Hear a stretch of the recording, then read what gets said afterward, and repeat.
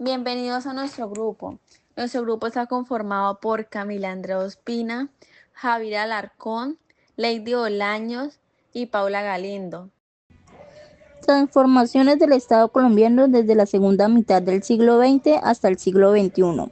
El tema elegido fue el voto femenino en Colombia. Introducción. Capítulo 53 de Contravía, titulado Voto Femenino. Se sumerge en uno de los hitos más significativos de la historia moderna, la conquista del derecho al voto por parte de las mujeres. Este episodio no solo resalta los desafíos y las barreras que enfrentamos las mujeres por su lucha a la igualdad, sino que también nos ofrece una mirada profunda al contexto social, político y cultural que rodea esta lucha.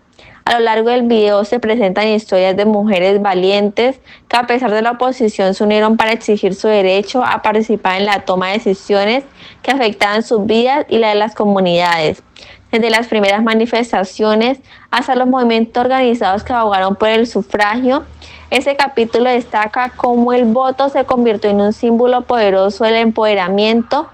Al explorar esas narrativas, no solo entendemos el impacto histórico del voto femenino, sino también la relevancia continua de esta lucha en nuestros días, donde aún persisten desigualdades en muchos ámbitos. En el gobierno de Olaya Herrera renace el movimiento sufragista, en donde las mujeres buscaban un programa de gobierno que modernice el país, que establezca un sistema político laico, un sistema que potencie la posibilidad de educación y la necesidad de tener autonomía económica. Anteriormente, las mujeres eran vistas principalmente como amas de casa y cuidadoras. Solamente hasta el gobierno de Olaya Herrera las mujeres lograron ir a la universidad, pues antes las mujeres no podían ni trabajar ni estudiar, y su única profesión en aquel entonces era el matrimonio, el convento o ser profesora. También había una gran influencia de la Iglesia Católica que se negaba rotundamente a que las mujeres estudiaban o accedieran al voto. Contexto económico. La dependencia económica de las mujeres respecto a sus parejas también limitaba su autonomía y participación en la política. A pesar de su creciente participación en la economía, las mujeres seguían sin representación política ni derechos civiles plenos. Contexto político. Se creía que el voto femenino iba a traer la corrupción en las mujeres y que iban a perder el perfume de la feminidad. Es decir, que perdían su feminidad si tenían contacto con las disciplinas de la inteligencia y si salían de sus hogares. Además, que el voto femenino iba a corromper la política en el país. El voto femenino no se da en los años 30 por un debate político. Por un lado, los liberales decían que se perdería el poder porque las mujeres estaban bajo la égida de la Iglesia Católica, y para los conservadores iba en contravía de un orden social correcto. Finalmente, el voto femenino fue concedido el 25 de agosto de 1954. Con esto, las mujeres obtuvieron el derecho a una ciudadanía, el derecho de alcanzar el acceso a cargos públicos y a manejar sus propios bienes. ¿Quiénes fueron los actores vinculados al proceso?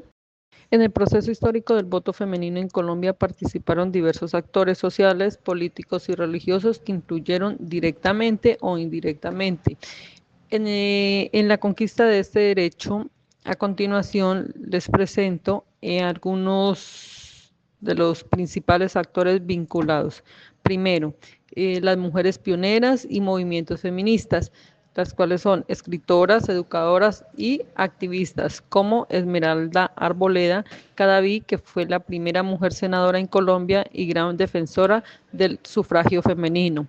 Ofelia Uribe de Acosta, periodista y líder feminista que impulsó la organización femenina y la defensa de los derechos civiles de la mujer. Organizaciones femeninas, aunque incipientes, desde los 30 y 40 se empezaron a organizar para exigir igualdad jurídica y participación política. Segundo, la Iglesia Católica. Al principio fue opositora, considerando que el papel de la mujer era en el hogar. Posteriormente cambió su postura al ver que las mujeres podían fortalecer partidos conservadores y valores tradicionales.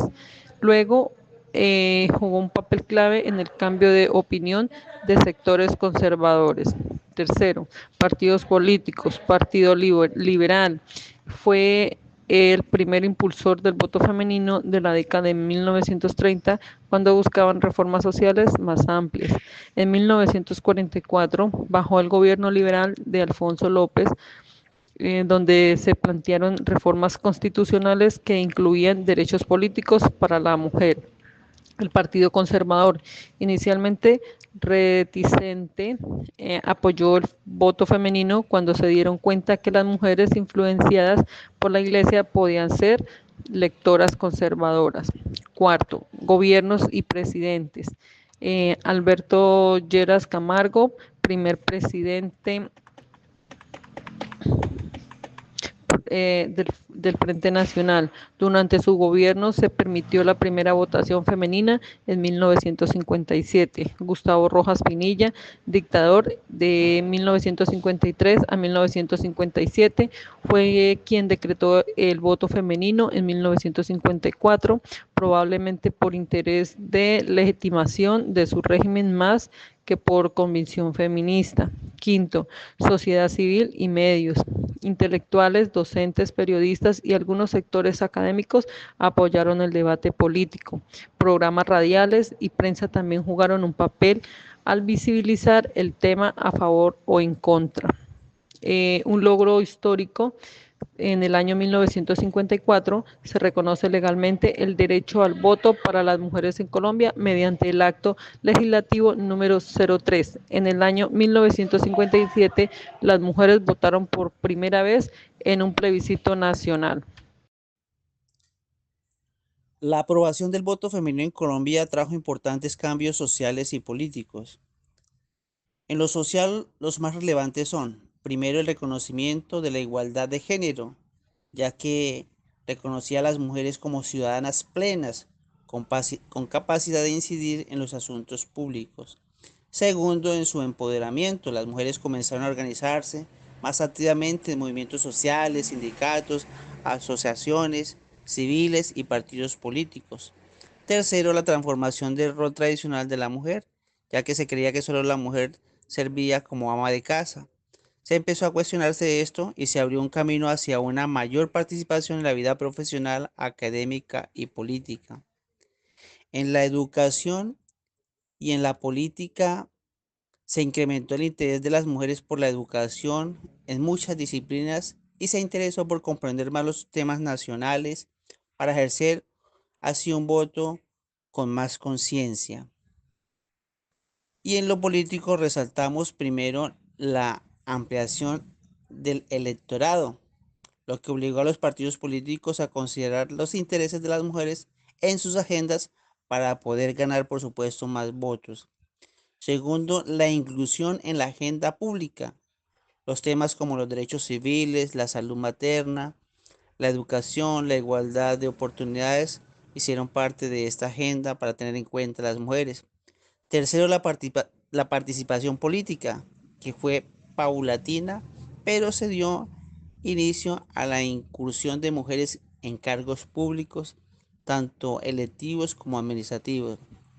Cuarto, se modernizaron los sistemas de la política, el cual buscaba avanzar hacia un sistema más democrático e incluyente. Sin duda alguna, ya para resumir, el voto femenino en Colombia no solo significó un avance jurídico, sino también un motor de transformación profundo en las estructuras sociales, culturales, políticas del país. Conclusión. Al culminar nuestro análisis del capítulo sobre el voto femenino, es evidente que esta lucha no solo marcó un antes y un después de la historia de los derechos civiles, sino que también sentó las bases para los futuros movimientos por la igualdad. Las mujeres que pelearon con determinación por su derecho a votar nos enseñan las lecciones valiosas sobre la resistencia y el poder colectivo. Sus historias son un recordatorio poderoso de que los cambios sociales requieren un tiempo, esfuerzo y compromiso, pero sin embargo, también subrayan la importancia de mantener viva la llama del activismo. A medida que celebramos logros alcanzados, debemos ser conscientes de que esta lucha por la igualdad sigue vigente. todavía hay muchas voces que necesitan ser escuchadas y derechos que deben ser defendidos. Ese capítulo no solo conmemora el título del sufragio femenino, sino que también nos motiva a seguir trabajando hacia una sociedad más justa e inclusiva para todos, donde cada individuo tenga derecho y la oportunidad de participar plenamente en la vida democrática.